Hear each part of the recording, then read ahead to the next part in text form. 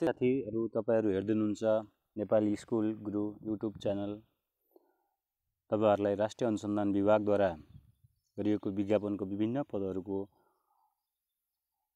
पदहरूको कोर्स डिटेलको बारेमा जानकारी दिने सन्दर्भमा आज म अनुसन्धान सहायक पदको द्वितीय चरणको द्वितीय पत्र यानी कि सामान्य ज्ञान र समसामयिक विषयवस्तुको बारेमा कोर्स डिटेल ल्याएर आएको छु। यसभित्र तपाईहरुले देखिरहनु भएको छ 3 वटा पाटो रहेको छ। पहिलो खण्ड चाहिँ सामान्य ज्ञान, दोस्रो खण्ड चाहिँ व्यवस्थापन र तेस्रो खण्ड चाहिँ कानुनी व्यवस्था भनेर रहेको छ। पहिलो खण्डमा चाहिँ भूगोल सम्बन्धी विषयवस्तुहरू पढ्ने छौं।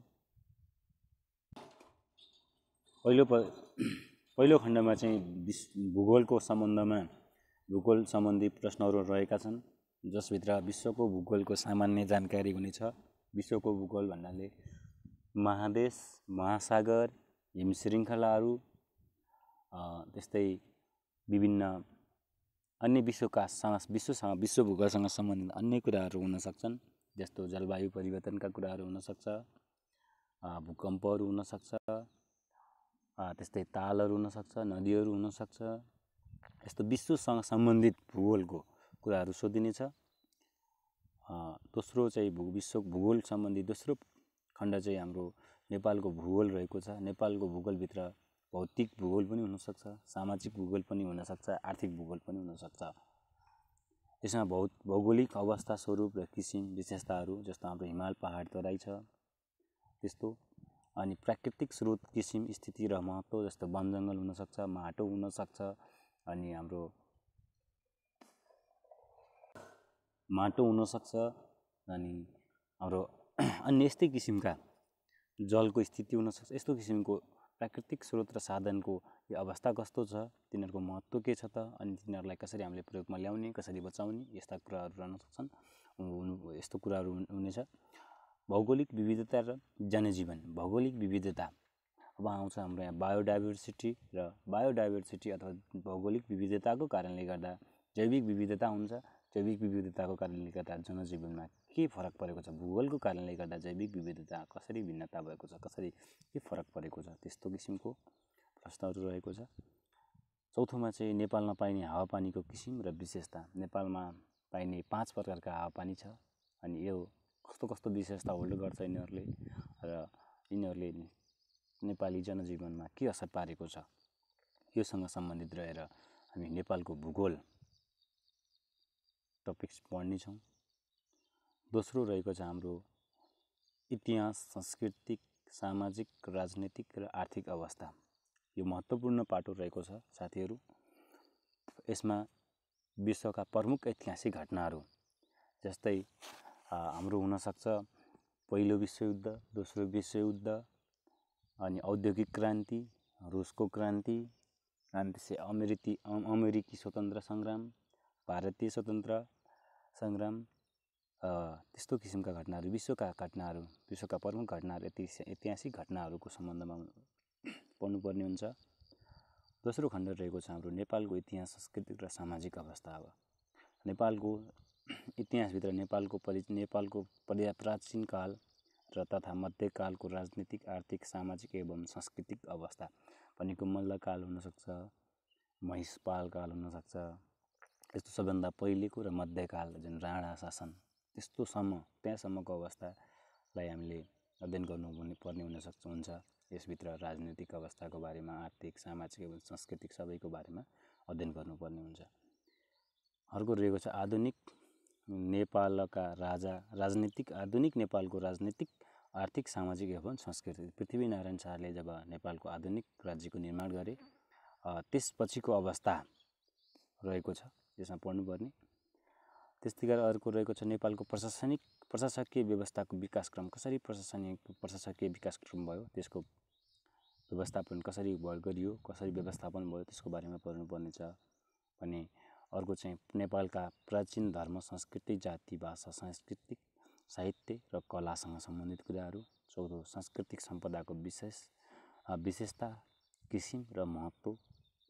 अर्को भनेको चाहिँ आर्थिक अवस्था, जुन हाम्रो कृषि, उद्योग, पर्यटन, व्यवसाय अनि व्यापार, यातायात, सञ्चार, शिक्षा, स्वास्थ्य, विद्युत र विकास योजना सम्बन्धित कुराहरू रहेका छन्।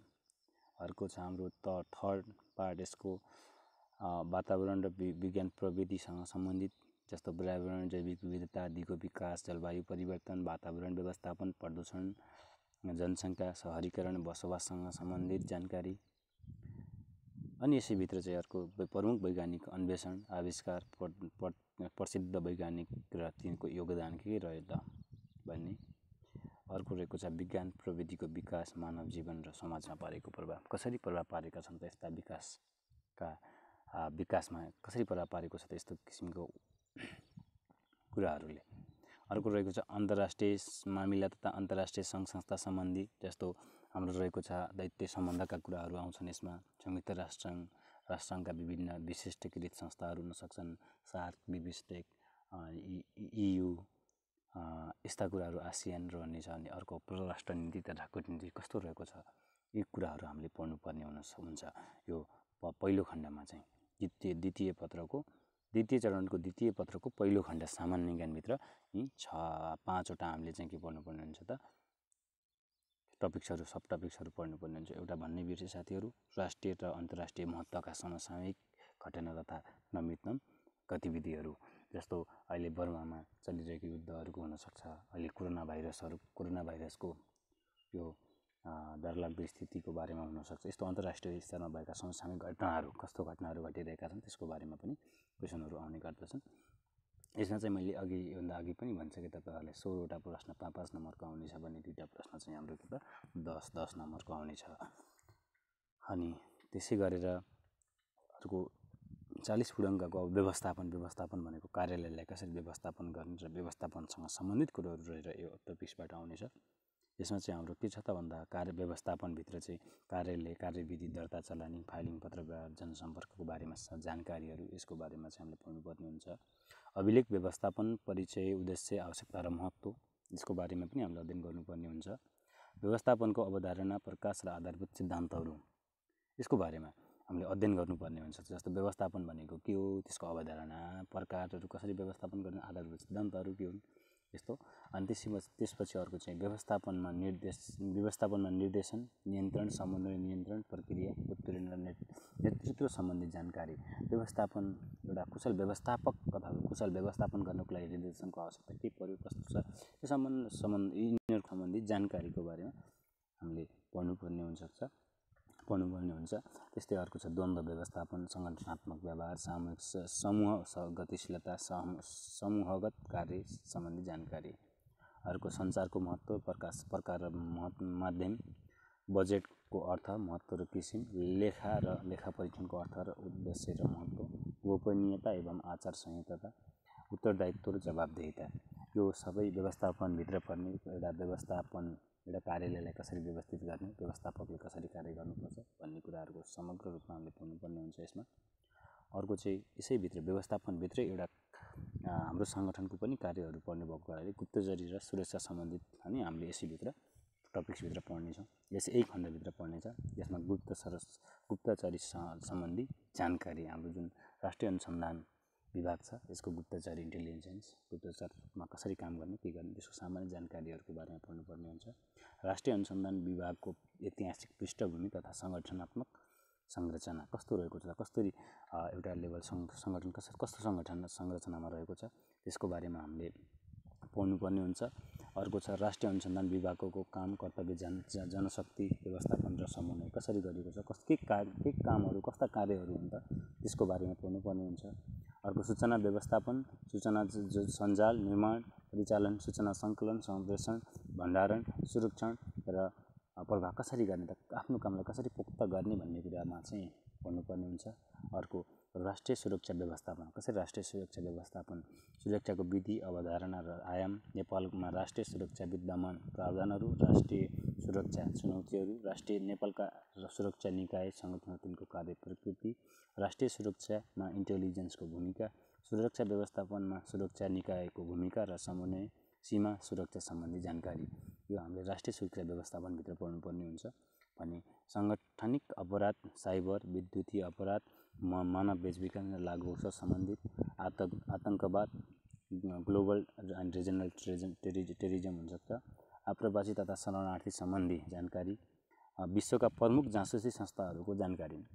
विभिन्न देशहरूले आफ्ना जासुसी संस्थाहरू रहेका छन्, ती देशहरूको संस्थाहरूको बारेमा पनि हामीले जस्तो CIA, ISI, इन्डियाको र यस्तो कुराहरूको बारेमा पनि हामीले पढ्नुपर्ने हुन्छ।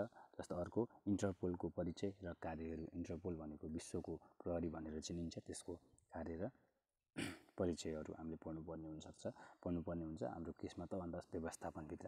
अर्को छ हाम्रो कानुनी। अब कानुनमा भएका कुराहरू जस्तो शासन व्यवस्था र कानुन भनेर भनेको छ खण्ड ग हो। शासनका आधारभूत पक्षहरू, शासन हुनलाई के गर्ने, कसरी शासन गर्न सकिन्छ, त्यसका आधारभूत अवधारणा, सन्दर्भ र विशेषता। नेपालको राजनैतिक तथा प्रशासनिक संरचना कस्तो रहने, नेपालको शासन प्रणाली, नेपालमा संवैधानिक विकास र विद्यमान नेपालको संविधान सबै पढ्नुपर्ने हुन्छ है साथीहरू। हामीले लोकतन्त्र, समावेशीकरण, कानुनी राज्य र मानव अधिकार, प्रहरी ऐन 2012 र नियमावली 71, सशस्त्र प्रहरी ऐन 2058 र नियमावली 2060, सैनिक ऐन 2063 र नियमावली 2069, 63 र 69 होइन। त्यसरी द्वितीय चरणको द्वितीय पत्र यानि कि सामान्य ज्ञान र समसामयिक विषयवस्तुको जानकारी नै त्यसरी अध्ययन गर्नुभयो भने तपाईँहरूले कोर्सलाई अगाडि राखेर अध्ययन गर्नुभयो भने तपाईँहरूलाई आफ्नो अध्ययनमा सफलता मिल्नेछ भन्ने आशा गरेको छु। साथीहरू, तपाईँहरूलाई यो कुरा मन पर्यो भने यसरी भिडियो बनाइरहँदा तपाईँहरूलाई भिडियो मन पर्यो भने लाइक, सब्सक्राइब र सेयर गरेर अझ अन्य भिडियोहरू बनाउनको लागि प्रेरणा दिनको लागि हार्दिक अनुरोध गर्दछु। हस्त, धन्यवाद।